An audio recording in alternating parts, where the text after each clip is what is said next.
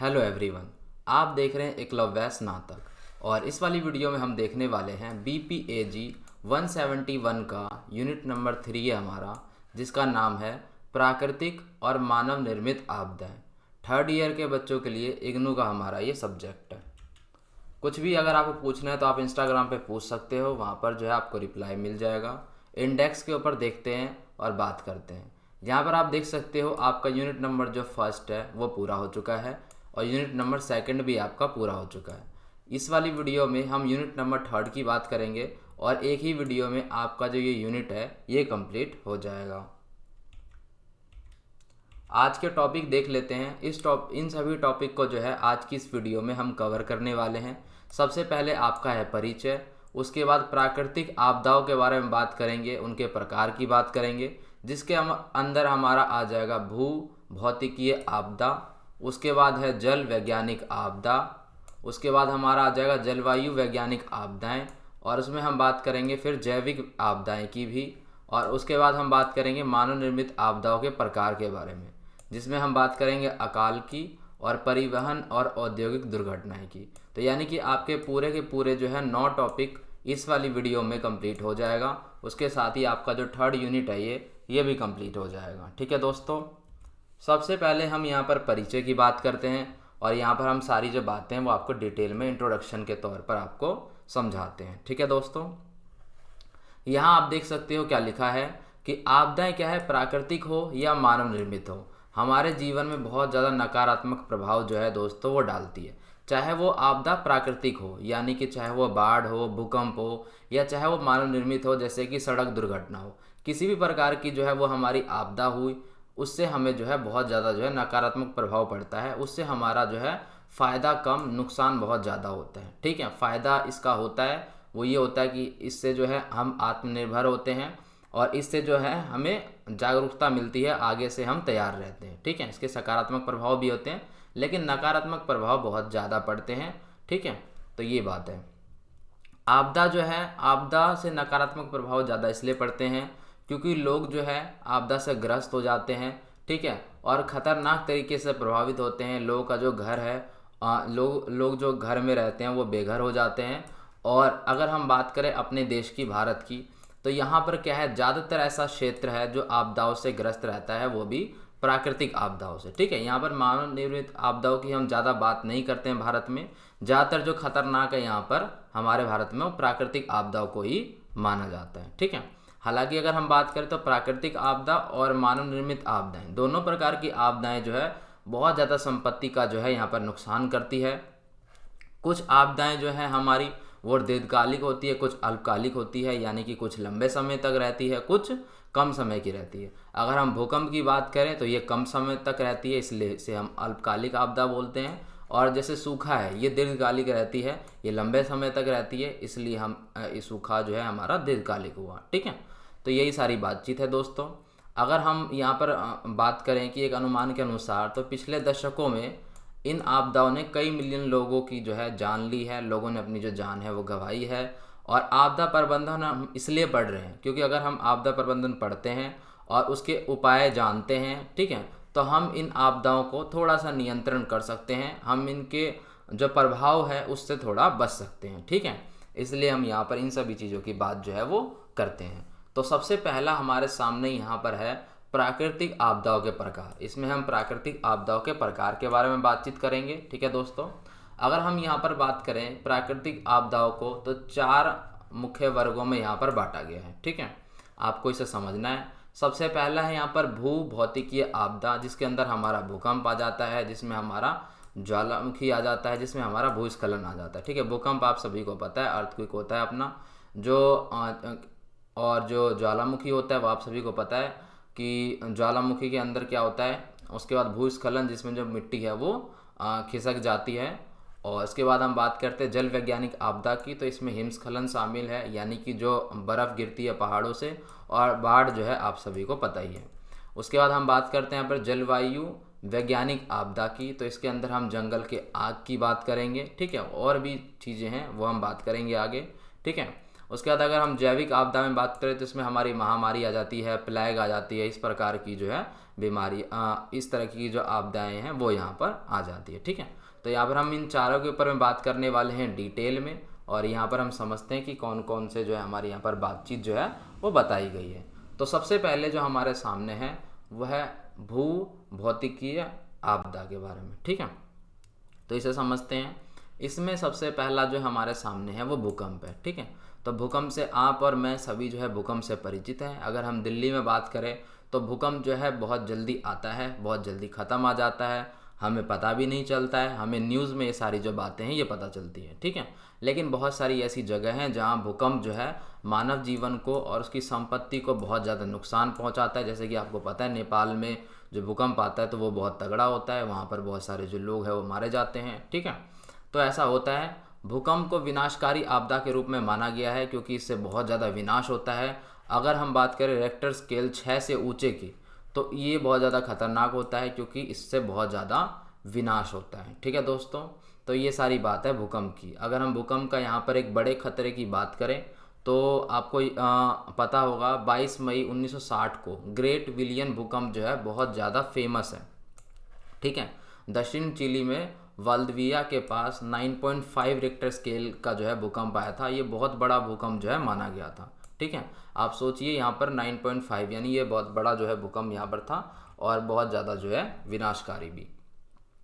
उसके बाद हम यहाँ पर बात कर लेते हैं किसकी, यहाँ पर हमारे सामने ज्वालामुखी गतिविधि। ठीक है, यानी कि ज्वालामुखी के कारण जो गतिविधियाँ होती हैं। ठीक है, तो आजकल आपने ज्वालामुखी फटने के बारे में और इन सभी चीज़ों के बारे में जो है वो ज़्यादा नहीं सुना होगा। ठीक है, आजकल के हमारे न्यूज़ में ये सारी जो चीज़ें हैं वो नहीं आती क्योंकि ऐसी घटनाएं बहुत कम होती है आजकल। ठीक है, आपने अगर ज्वालामुखी फटने की बात सुनी है, ज्वालामुखी विस्फोट की बात सुनी है, तो आपने मूवीज़ वगैरह में देखा होगा। ठीक है, उन्हीं सब चीज़ों में जो आजकल ये दिखाई देती है। तो ज्वालामुखी के विस्फोट से लावा निकलता है, आपको पता ही हो, गर्म लावा होता है, इतना ज़्यादा गर्म कि लोहा भी पिघल जाए। उससे गैस भी निकलती है जिससे पर्यावरण हमारा प्रदूषित होता है। पृथ्वी के नीचे वाली जो सतह होती है वहाँ से ज्वालामुखी का जो है निर्माण कार्य चलता है, यानी कि वहीं से जो ज्वालामुखी का जो ज्वाला है वो बनता है। ठीक है, ज्वालामुखी के कई रूप हो सकते हैं, यानी कि आपने एक देखा होगा डायरेक्ट कि ज्वालामुखी फटता है, उससे बहुत ज़्यादा नुकसान होता है, जो जानवर वो भागते हैं। लेकिन उसके अलावा भी कुछ छोटी मोटी गतिविधियाँ होती हैं, जैसे कि विस्फोट हो गया, अचानक चट्टान जो है वो गिरने लग गई। ठीक है, राख निकलना, तो ये सारी चीज़ें जो है होती हैं, इन्हें हम ज्वालामुखी का कोमल प्रकोप कहते हैं। ठीक है, और बड़े विस्फोटक ज्वालामुखी विस्फोट के बारे में आपको पता ही है, वो एकदम से ब्लास्ट हो जाता है और चारों तरफ जो है वो धुआं धुआं भर जाता है और उसमें से लावा निकलता है, उससे ज़्यादा नुकसान होता है। ठीक है, तो ज्वालामुखी विस्फोट का लोगों को बड़ा रूप तो पता है, लेकिन उसकी छोटी छोटी गतिविधियाँ होती है वो लोगों को नहीं पता है। ठीक है, उसके बाद इसमें हमारा एक टॉपिक आता है भूस्खलन। आपको पता ही है इसमें क्या होता है, भूमि जो है भूमि जो होती है वो नीचे से गिरने लगती है। ठीक है, और ढलान टाइप बन जाती है। अगर कहीं पर मान के चलिए रोड है, जैसे यहाँ की भूमि जो है यहाँ पर पहाड़ टाइप का कुछ है और नीचे से यहाँ पर रोड जा रहा है जिससे लोग गाड़ी वगैरह से जा रहे हैं, और ये जब भूमि यहाँ से लैंडस्लाइड होगी, जब गिरेगा, ठीक है, तो यहाँ पर जो है उनको बहुत ज़्यादा नुकसान हो सकता है। तो इस आपदा के कारण भी बहुत ज़्यादा जो खतरा है वो उत्पन्न होता है क्योंकि इसका अंदाज़ा लगाना मुश्किल होता है कि ये कहाँ पर होता है। ठीक है, इससे भी मानव जाति को बहुत ज़्यादा जो है वो नुकसान पहुँचता है। अगर हम बात करें यहाँ पर भूस्खलन की प्रकृति, जो भूस्खलन होता है दोस्तों वो प्रकृति के तौर पर भी हो सकता है और मानव निर्मित के कार्य से भी हो सकता है। यानी कि भूस्खलन दोनों तरीके से होता है, मानव निर्मित भी होता है और प्राकृतिक भी होता है। अब मानव निर्मित कैसे होता है और प्राकृतिक कैसे होता है, उन दोनों की बात करते हैं। यहाँ पर देखिए, जो अगर हम बात करें भूस्खलन के प्राकृतिक कारणों की, तो इसमें शामिल है भूजल। ठीक है, भूमि का जल, उसके बाद दबाव में वृद्धि, उसके बाद नदियों के आसपास होना, समुद्री लहरों से ढलान। ठीक है, और भारी वर्षा के कारण भी लैंडस्लाइड होती है। भूकंप आ जाए जैसे कि तो भी होता है। ज्वालामुखी विस्फोट से भी जो है भूस्खलन होता है। ठीक है, अगर हम बात करें यहाँ पर भूस्खलन के मानव निर्मित कार्य की, तो इसमें क्या है, वनों की कटाई अगर कर देते हैं तो वनों की कटाई करने से भी जो है भूस्खलन होता है। और कैसे होता है यहाँ पर समझिए, जैसे मान के चलिए यहाँ पर क्या है, मिट्टी का बड़ा सा ढेर है और यहाँ पर क्या है, नीचे से रास्ता जा रहा है। ठीक है, यहाँ पर मिट्टी बहुत ऊंची है, तो होता क्या है दोस्तों, अगर इसके ऊपर पेड़ पौधे लगे होते हैं, बड़े बड़े पेड़ लगे होते हैं, तो उससे क्या है कि उसकी जो जड़ें हैं वो जड़ें जो है वो पकड़ के रखती है मिट्टियों को, ठीक है, और गिरने नहीं देती है। लेकिन अगर वनों की कटाई बहुत रफ्तार से होती है, जैसे कि आपको पता है जो मानव है वो अपने फ़ायदे के लिए पेड़ों को काट रहे हैं, तो उससे क्या होता है कि जो यहाँ पर जो मिट्टी है वो कमज़ोर हो जाती है, और उसके बाद जब बारिश होती है बहुत ज़्यादा, तो यहाँ पर भूस्खलन होने का जो खतरा है वो बहुत ज़्यादा बढ़ जाता है। ठीक है दोस्तों, समझ में आ गया होगा आपको कि कैसे प्राकृतिक भी होती है और मानव निर्मित भी होती है।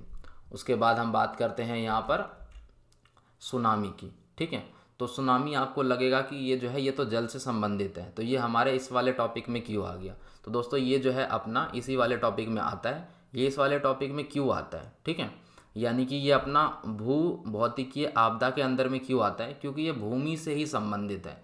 क्योंकि इसमें क्या होता है, ये आता ही तब है जब भूकंप वगैरह आती है, ठीक है, तो उसकी तरंगे जो होती है वो इसी से पैदा होती है, इसलिए इसको भू भौतिकीय आपदा के अंतर्गत जो है वो रखा गया है। ठीक है, यहाँ पर देखिए, सुनामी समुद्र के नीचे ज्वालामुखी या भूकंप के आने के कारण ही आता है, क्योंकि इसी कारण से सुनामी की जो लहरें हैं वो बढ़ जाती है। जैसे आपने देखा होगा जो पानी की लहर है वो ऊंची हो जाती है, ठीक है, बहुत ज़्यादा ऊंची हो जाती है, तो वो ऊंची ही क्यों होती है, ठीक है, इसलिए हम इसको इस कैटेगरी में रखते हैं। सुनामी जब ढलान पर आता है तो ये इसकी जो लहरें हैं वो बढ़ने लगती है, जिसे शोलिंग कहा जाता है। शोलिंग लगभग पानी में अगर हम बात करें तो 100 मीटर से कम होती है। ठीक है, लहर आपको सुनामी पता है, लहरें ऊपर उठ जाती है बहुत ज़्यादा।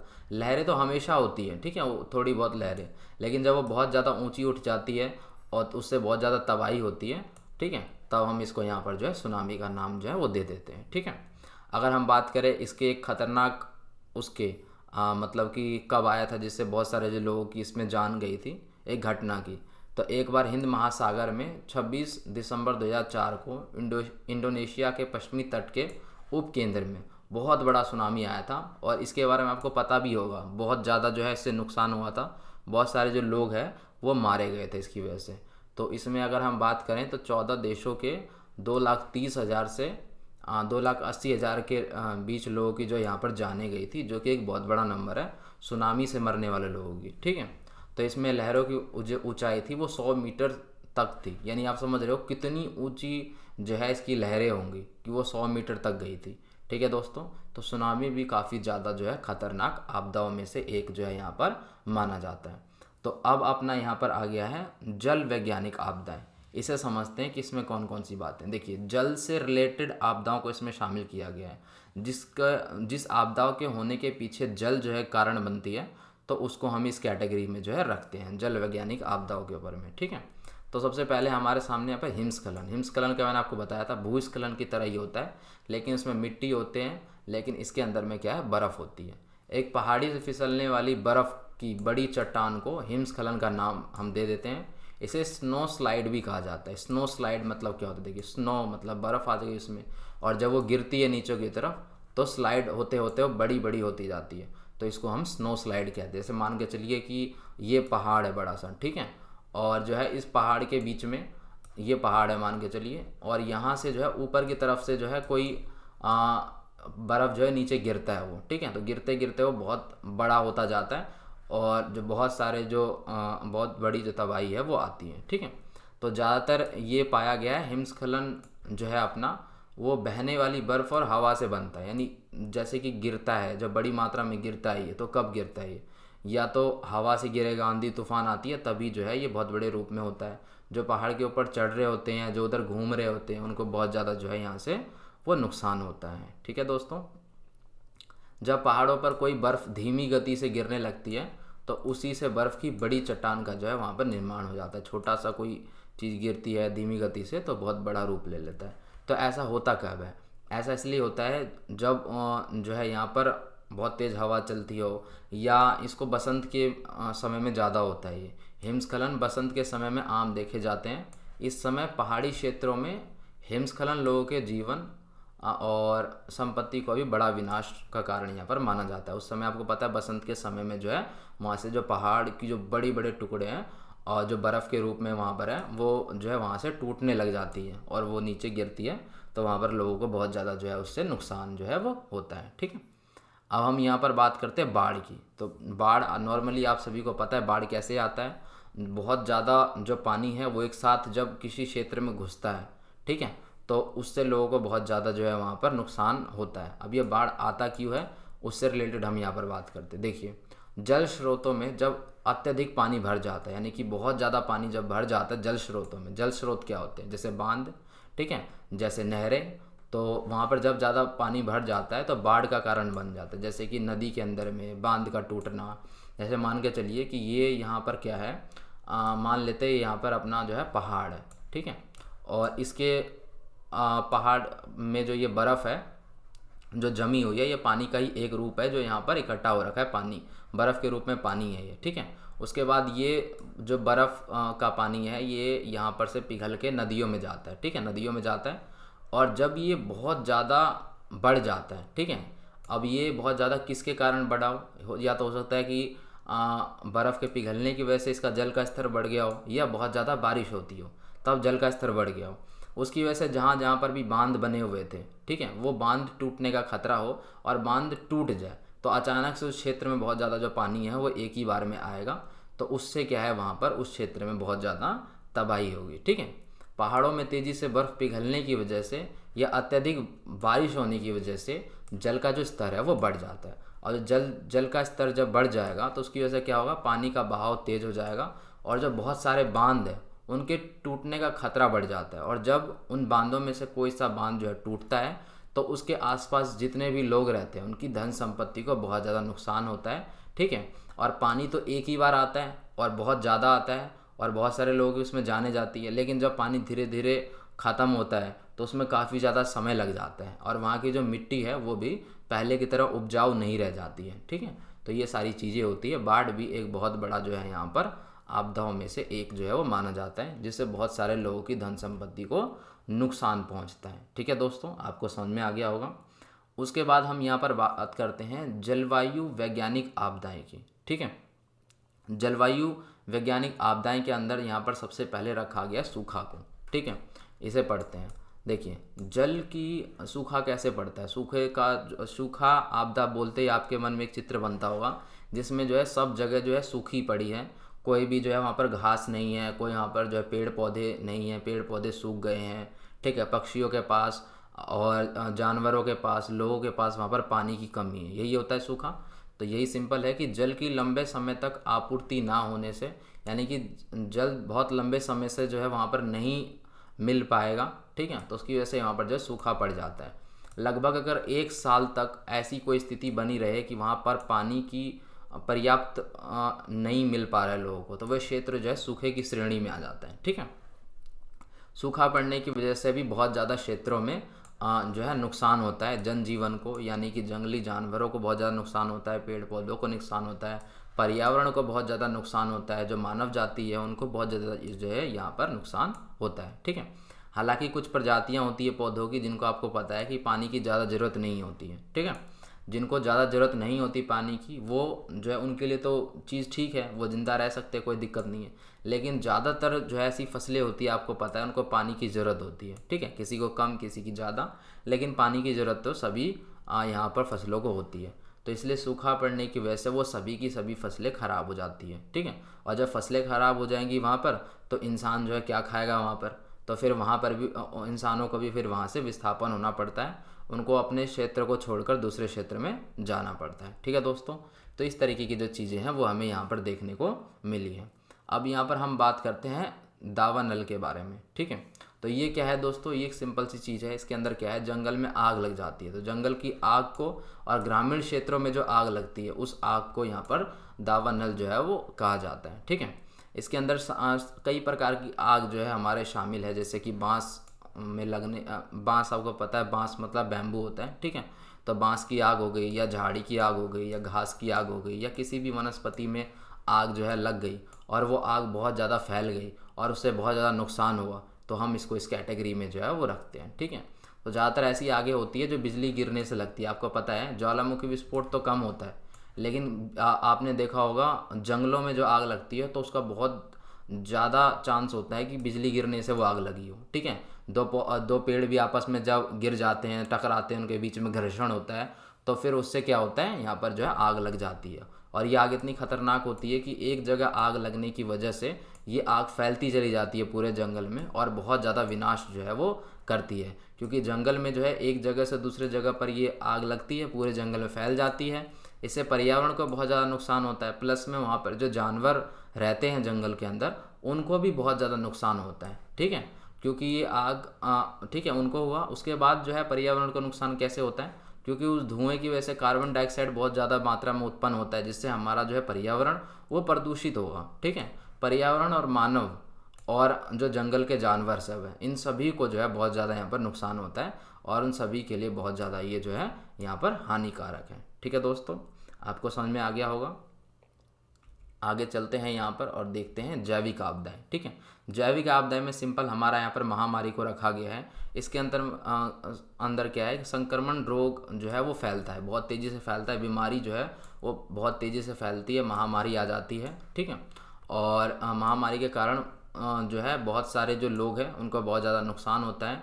उसके भी कई सारे कारण हैं, जैसे दूषित भोजन हो गया, दूषित जल हो गया। ठीक है, आजकल जो वायरसेस है उसकी वजह से भी महामारी फैल रही है, आप सभी को पता है। ठीक है, उसके बाद जो है महामारी से भी बहुत ज़्यादा नुकसान होता है और लोग जो है प्रभावित होते हैं इससे।